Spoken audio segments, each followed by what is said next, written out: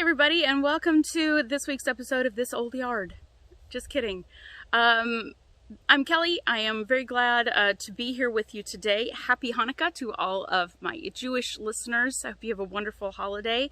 And I'm outside today for a reason, not only because the weather is just way too beautiful and warm for December. In North America here, it is like I'm literally in short sleeves. This is craziness. But I am outside for a reason. Our podcast episode that went live yesterday is called Self-Care is Not Just Scented Candles. And I wanted to come out here because in that episode, I talk about the fact that I enjoy gardening. So I wanted to show you all the space behind me where I have my garden every year.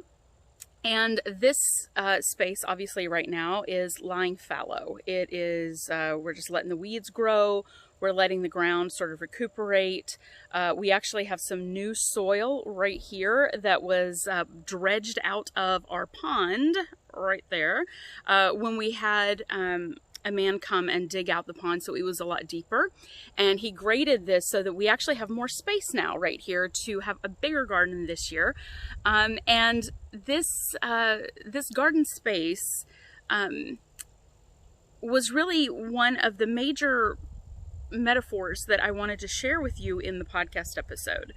When we think about self-care, a lot of the time we think about buying nice things for ourselves, going out, spoiling ourselves, getting manicures, getting a massage, buying ourselves a treat of some kind. And I wanted to press back on that idea of self-care is always external and it's always commodified in a lot of ways. We think we have to buy things to spoil ourselves, or we think that self-care is all about spoiling ourselves. So in our episode this week that has just gone live, I talk about a different way to think about self-care that's actually not necessarily always about spoiling ourselves. It's not about pampering ourselves.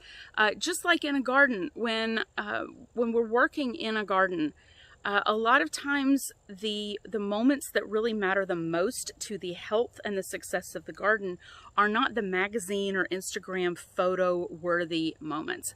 So for example, this soil that was dredged up out of the bottom of the pond is clay. It's like sticky, hard, heavy clay, which means over the course of the next couple of months before I get ready to plant again, I'm going to be amending that soil, which means I'm going to be shoveling a whole lot of manure and getting things ready, digging down deep, pulling out what doesn't need to be there so that I can make sure that the ground is ready for when we are going to be planting again.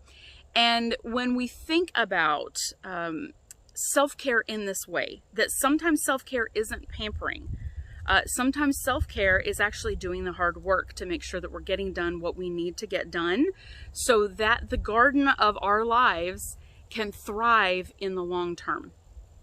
That's the part of self-care that I think a lot of times in our conversations about it and in discussions about it gets left out.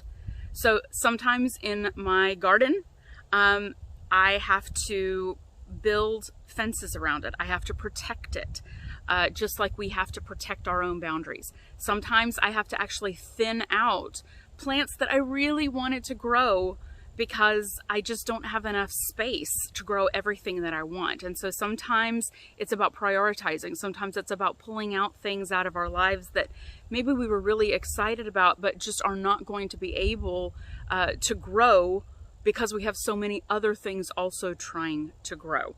So I go into a lot more detail about this in the podcast episode, but I did want to come out and just share what this looks like with you here in mid-December, because hopefully come March, April, May, it's going to be a beautiful fenced-in garden full of goodness that has taken a lot of background work to get done so that we can reap the literal fruits of our labor and the veggies of our labor. So that's all for this week. I hope that you all have a wonderful week, and take care of yourselves in whatever way you need to. The podcast is available wherever you get podcasts, except for some reason for Pandora. I don't know why Pandora is taking a long time to get the podcast listed. So if you can't find the podcast because you listen through Pandora, you can find podcast anywhere else that you want to listen to a podcast. And if you work for Pandora, email me. I need to talk to somebody. All right, I will talk to you all soon. I hope you have a wonderful rest of your week. Take care. Bye.